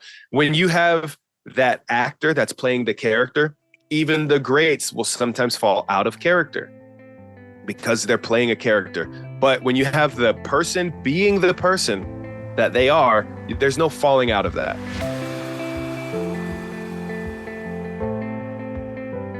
So let me go to something else. There's a new movie out there called A Complete Unknown. It's about Bob Dylan's origin story, played by Timothy Chalamet. And I actually haven't seen it yet, but I did see a quote that is in it. And what Timothy Chalamet's character says is to keep someone engaged while on stage, you have to be kind of a freak. And I thought about that. I actually want to get your take on that. The word freak, right, has a negative connotation, but what does he mean by that? There's something, it's not put in the most positive light, but there's something to that, man. Like, there's some people you just can't take your eyes off of. I don't know, Freddie Mercury at the, when he's doing Somebody to Love, like, have fun, like, doing anything else but watching the screen for 3.5 minutes. Like, it just so engaging. He's so into it. He's so powerful. He's he's kind of a freak, he's freakishly good. What do you think people mean by freak? What is that? Yeah, I can't say for sure what their meaning was, but my interpretation of this is probably because I'm a parent of 2 kids under 4 right now, right? I have a 3-year-old and a 1-year-old, and these boys are so fun to watch. It's like I have my own live Nat Geo at home watching these animals. So what comes to mind for me is this. If I were to say, hey, we're going to go swing by an elementary school and you're just on the way again, we're going to use a coffee shop. We're just walking to a coffee shop. And what comes to mind for me is this walk I had with my friend in Vancouver, Canada, where I'm walking, and for the first time I see an elementary school. They were at recess, and this is the first time I've seen one in Canada. Not that I hadn't seen kids and all that stuff, but just this setting, right? And I'm not watching kids like I grew up or like still happen here playing basketball and baseball. I'm watching kids play hockey. I'm just walking by this school, and this was like a very foreign experience to me, right? But anybody's seen kids at recess at a school, you can picture this, right? They are so engaged in whatever it is that they're doing, whether these kids over here are playing pretend and make-believe or playing with a dollhouse, or these kids over here are playing hockey or basketball or baseball, whatever it is that they're doing, they are 100% in it, right? Even if that thing is like, hey, who's that person over there walking by the school? Let's go make faces at them. They're all in. Focus is 100% there, right? I would say the freaks of the world, the ones that you're just like, yeah, to hold that attention and everything like that, you're a freak. Like, you think of a circus freak, they're doing something that you very clearly see they have put in insane amount of reps, that what they're doing, they actually make it look easy. But I see that it's incredibly hard to do whatever it is that they're doing, but they just make it look easy. Like, how is that? And that freak is so passionate about whatever it is that they're performing at that time that it's like that child. It's like the kid that's all in right here, right now. So when you have somebody that's playing music, you have Prince and he's shredding on guitar and you're just like, oh my God, he is like in it. He's feeling himself, right? One of my best friends, Anthony Francisco, is a musician. He plays guitar, he shreds, he sings, he plays drums. This kid is crazy talented.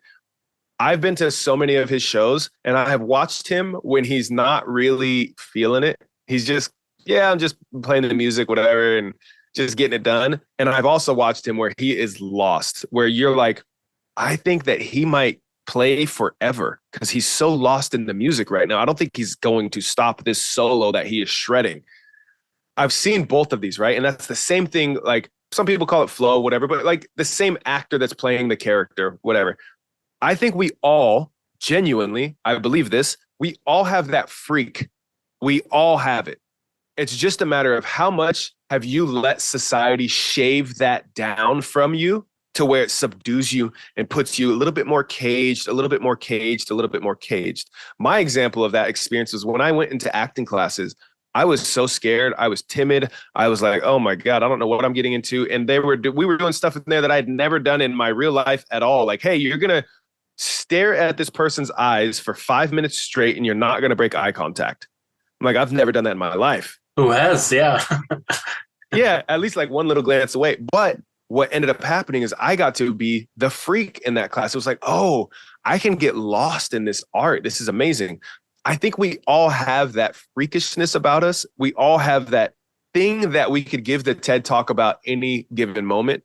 It's just a matter of how much am I going to let judgment stop me from really getting into that flow state, into that freakishness, into that weirdness? Am I going to go, okay, I can do this a little bit, but I don't want to go over the top because people are going to judge me and they're going to look at me and say I'm weird or I'm too stiff or I'm too animated? How much of that has society shaved away from you and your ability to just lean into it and just be that? Because in acting, at some point, the director or yourself or somebody yells cut and the scene is over, and then you can come back down and you can be like, okay, let me breathe again and, get back to the real world and everything. The same is true with any sort of performing art or any sort of, you being an author with writing.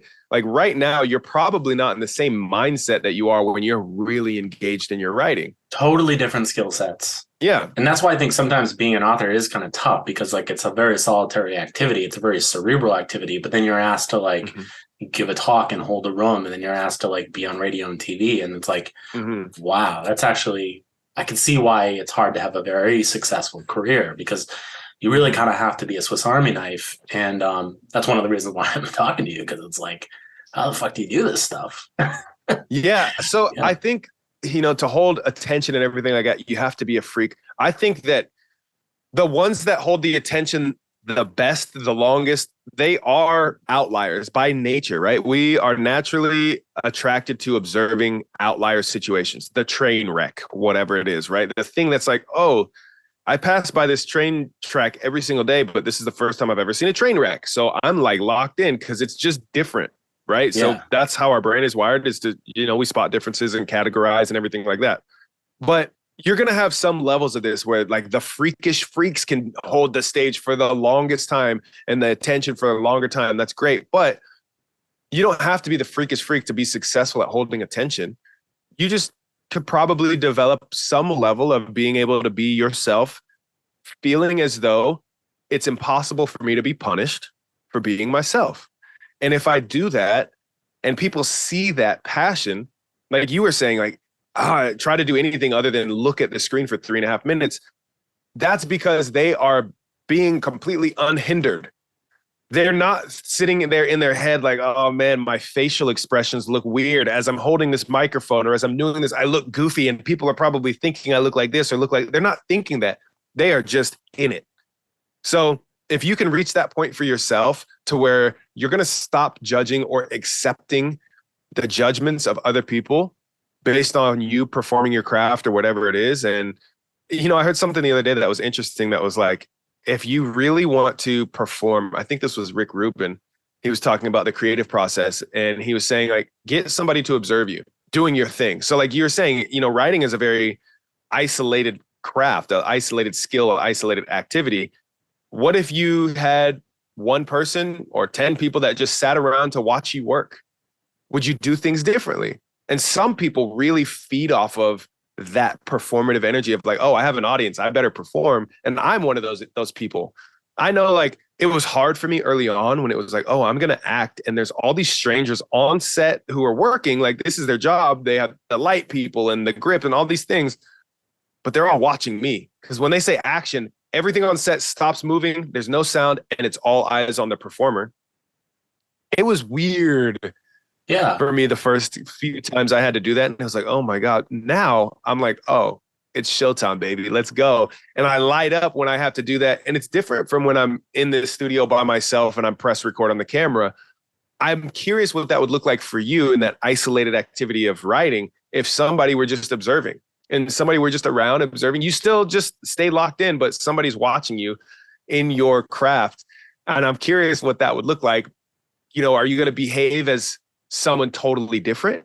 Are you going to be more authentically you and lean further into that freak of yourself? Or are you going to lean away from it and kind of be more subdued and try to look normal? The problem is that there's nothing cinematic about it.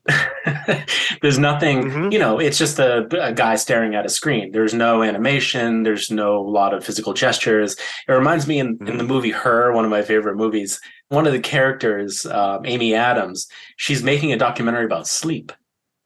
And Mm-hmm. what she's making a documentary of is just herself sleeping. And she has this Mm-hmm. profound thought, which is that like we spend 30% of our lives asleep. 30%, right? And Yeah. Joaquin Phoenix's character, they ended up kind of compatible. I think they end up together at the end after he gives up on Mm-hmm. an AI system. And he's like, that's true. That's a really profound thought. But her like incompatible boyfriend's like, nah, that's kind of boring. Maybe you should put in like voiceover narration. Maybe you should put it on screen interviews.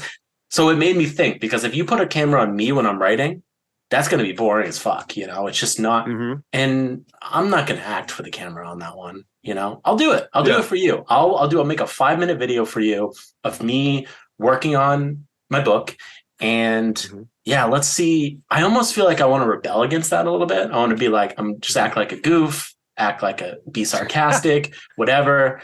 But it's interesting. It's almost the same as making a movie about someone sleeping because these are deeply Mm-hmm. uncinematic subject matter.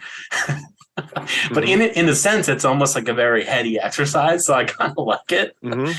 But that's the thing is like, if you do some goofy stuff and everything, is that you being you, or is that you being performative? Is that you being more the freak that's holding attention because you're just so in it, you're so locked in, or is that you performing as trying to be this character? Because the whole idea here, in my opinion, if I can interpret what Rick Rubin is getting at here, is he's like, this is just to add to. He was using this in the context of like breaking free of a creative block. He's like, if you're a creative block, then bring someone in to observe you, and it's going to change things up a little bit, and you'll find different inspiration, so to speak. But what I'm getting at here is, are you going to change up who you are if someone's observing you or if somebody's not?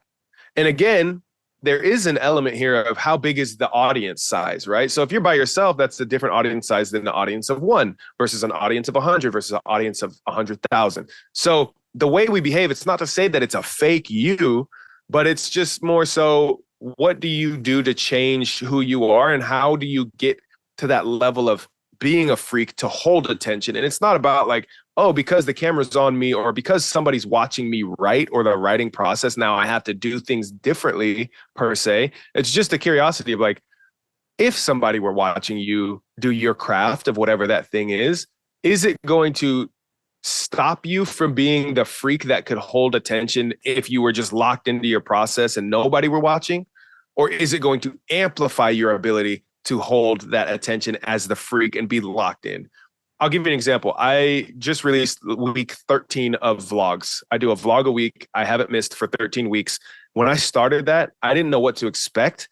But one of the things that I did experience and have experienced is a much higher level of performance almost across the board in my life as a parent. Because it's like, oh, the camera's on me. Like, I better be more present with the kids right now. I better read a book or all this stuff. And it's stuff that I had already been doing, but maybe not as consistently or as thoughtfully or things like this. So there is this sort of like encouragement for me to be better, right? That's like one of the impacts is. And so that's also one of the things that has driven me to keep doing it, because it's the same is true with like, I better go to jujitsu this week because I'm not going to miss a week. 6 months, I haven't missed a week. I better not miss a week, right? And every area of my life, I was like, damn, I'm performing better, but is this fake? Is it not? Is it just because I'm more encouraged because I'm now being observed more or less by myself because I'm setting the camera up and all that stuff? But I just step up to a higher level of performance when I do have a camera on, I noticed. And so it's like, what a great hack for my life. Even if I just record and throw all the footage away, this is a great hack for my life.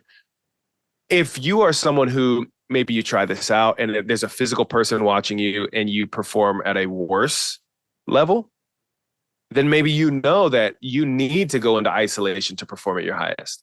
But maybe, unless you try it, maybe when someone is watching, you go, oh, I have to get into this writing because somebody's watching me and I better write like a madman right now. Otherwise, this person might not think I'm actually a writer or, whatever it may be. So I'm just curious what that looks like for anybody listening, for whatever your craft is. If you added an audience member to watch you do your thing, are you going to be the freak to where you lean into your game of hockey in that, essence of the elementary school kid at recess? Or are you going to be just kind of like, I'm a little distracted and I want to look cool?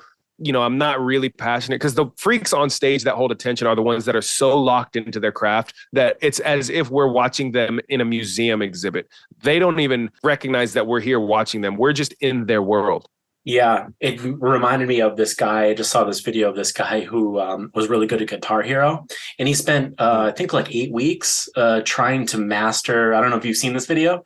He spent like 8 weeks doing this 5-minute, just impossibly intricate routine where it was like, this can't possibly be real, right? But it was. He had practiced for like, actually, I think it was like 8 months. And that's all he did. And he just practiced this incredibly intricate routine, and he nailed it. And it's funny because what's more interesting there, it was a split screen of him performing on the plastic guitar, and on the side it's the performance, it's seeing the buttons being hit and struck, right?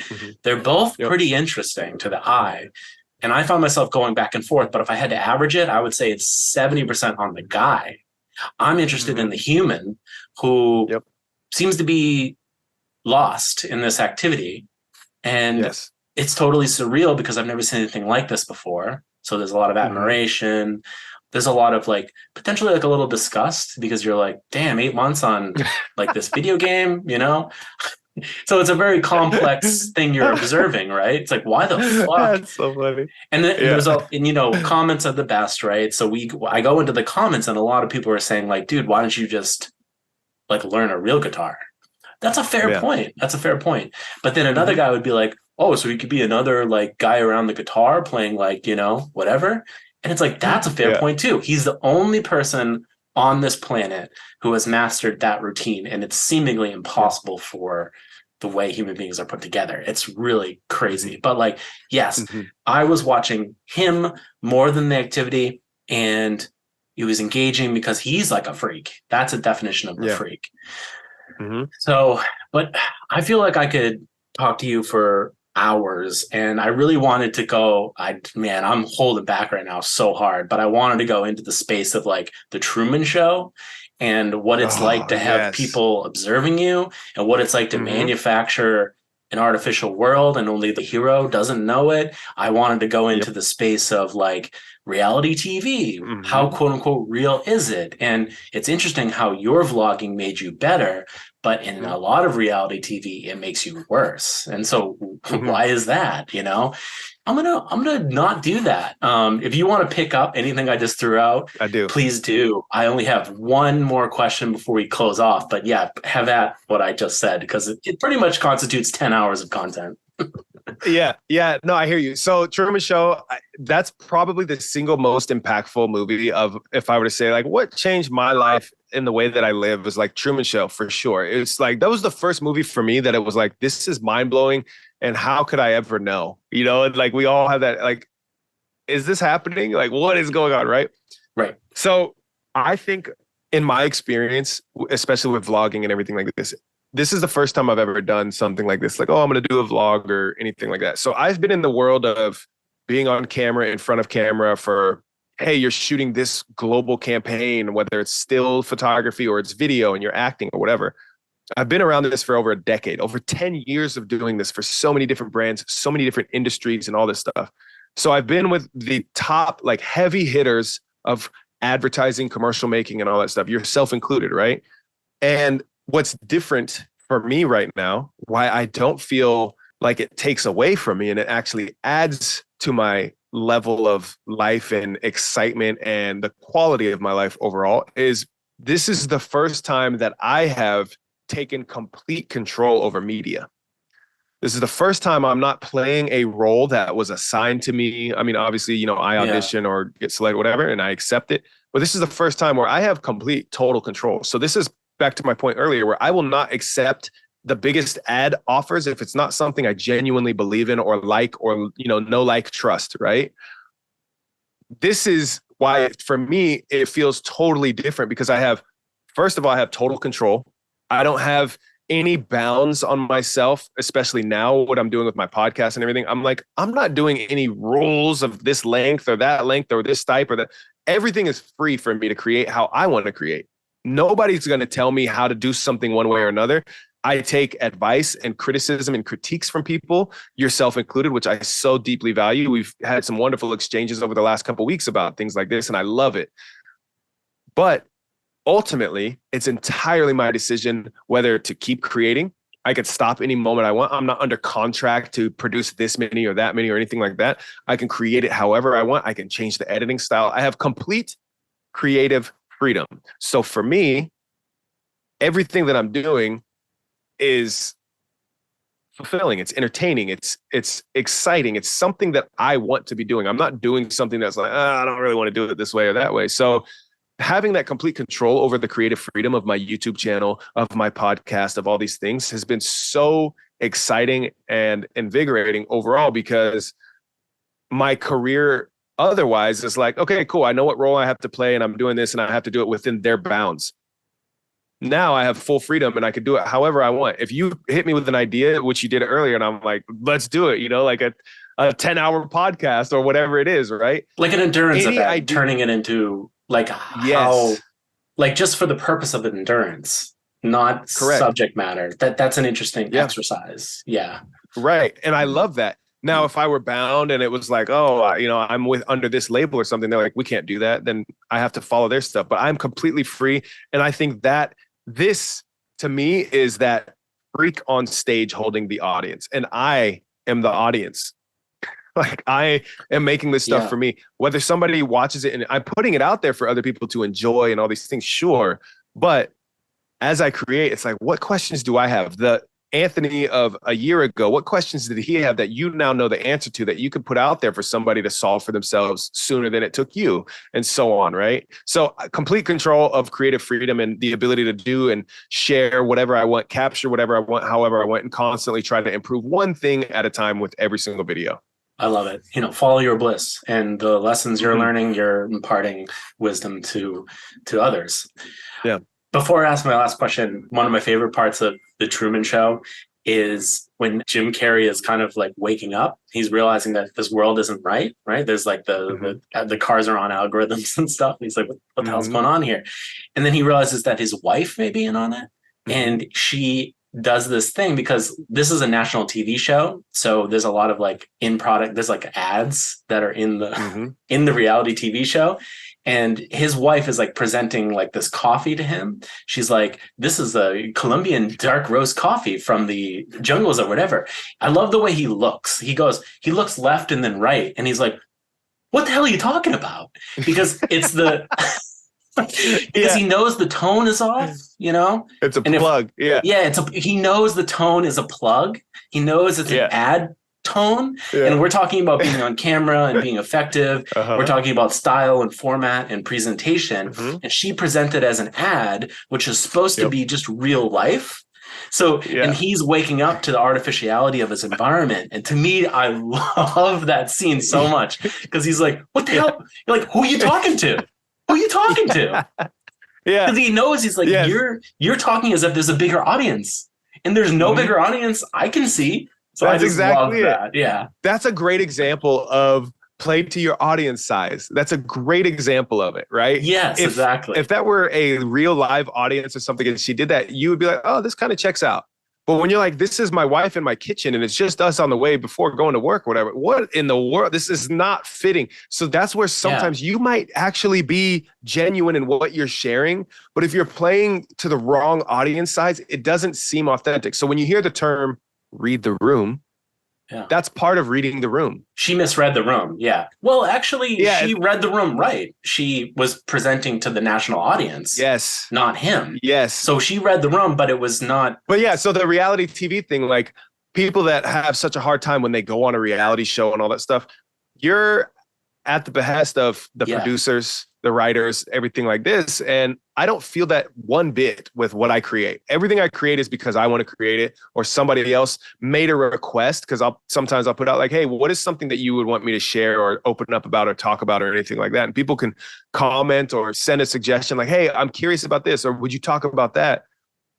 But everything that I do is my own decision. It's not because, oh, they got cameras on me and I have to perform a certain way, or they're going to cut this in a certain way. Like I have complete control over my creative outlet with this. So I don't feel any level of like, man, I can't believe I did that, said that, blah, blah, blah, blah. It's like, no, this is all stuff that I want to do and share. Last question, ending on kind of like a positive note. And, it gets to a lot of things you've already been talking about. Just show up and talk about things you're passionate about. That helps you present the most effectively, right? That's no trick. That's just choose what lights you up. I'm wondering what you say to someone who may have like a self-worth problem, or it's a self-perception problem. They think that they are not worthy of sharing their ideas on camera.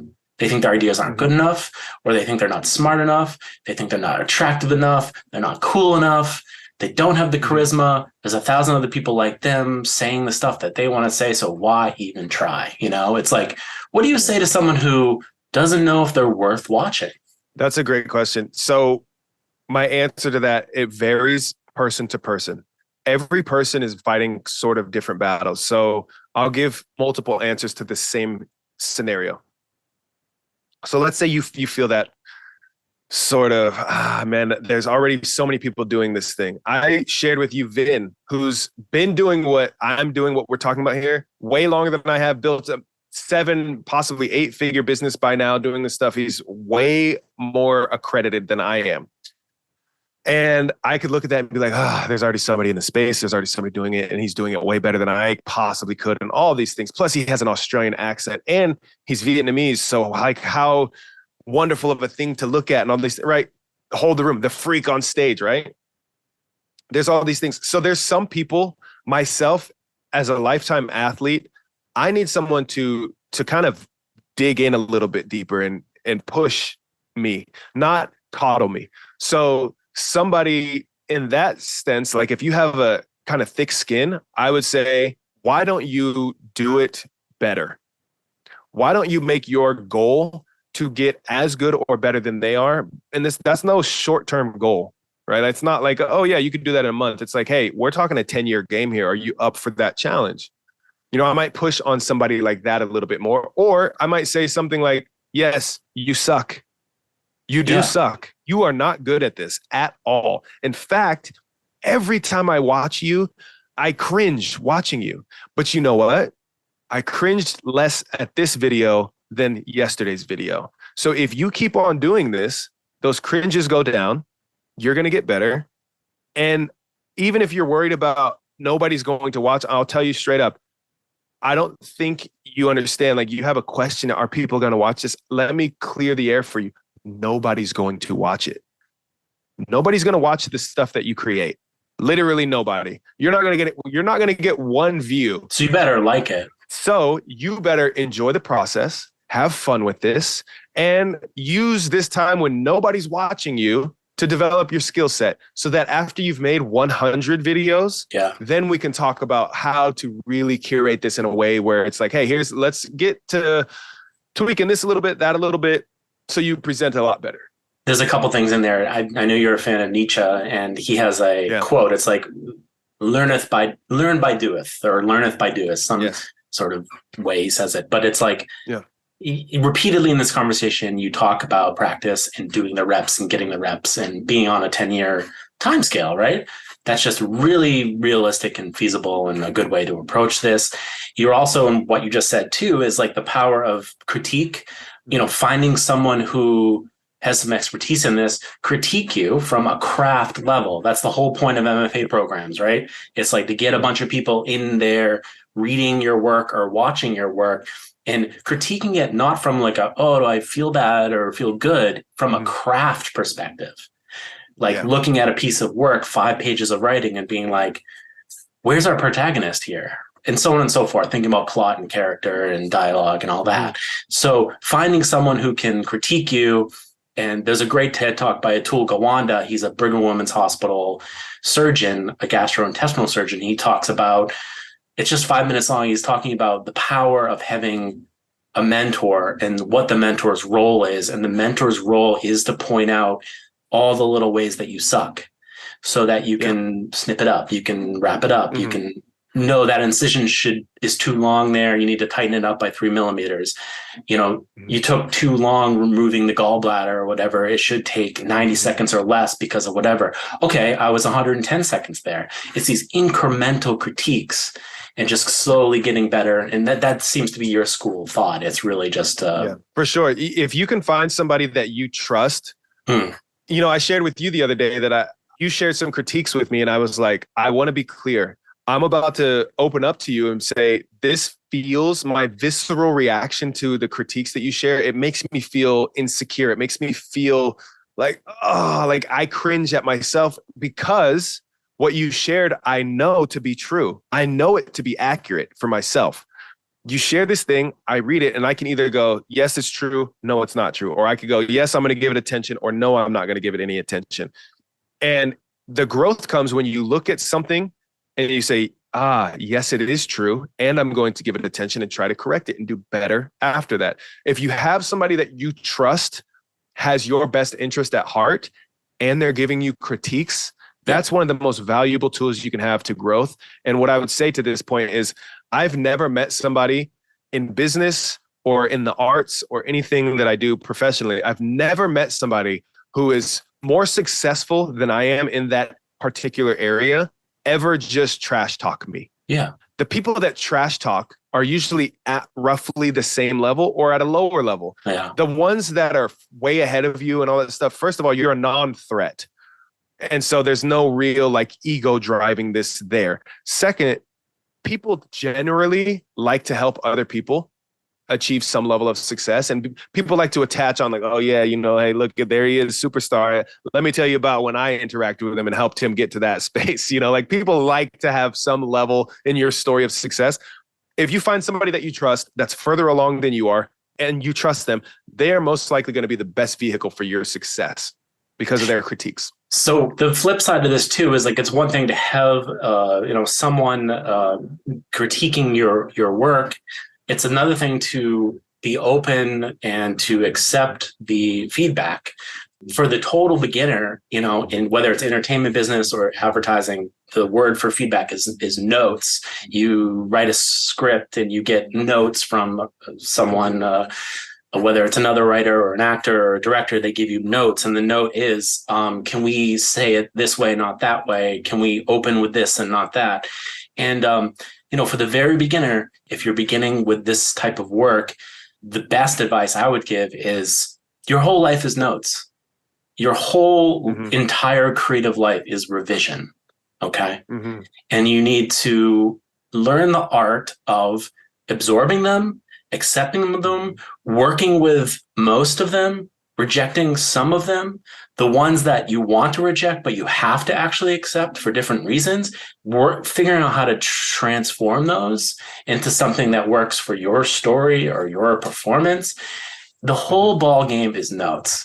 You're just going to have a whole universe of people around you who are just as creative or not as creative, and they will have constraints to put on you, and your work will get better. That's why we have drafts. We do iterations. Creative work is iteration, and it's driven by notes.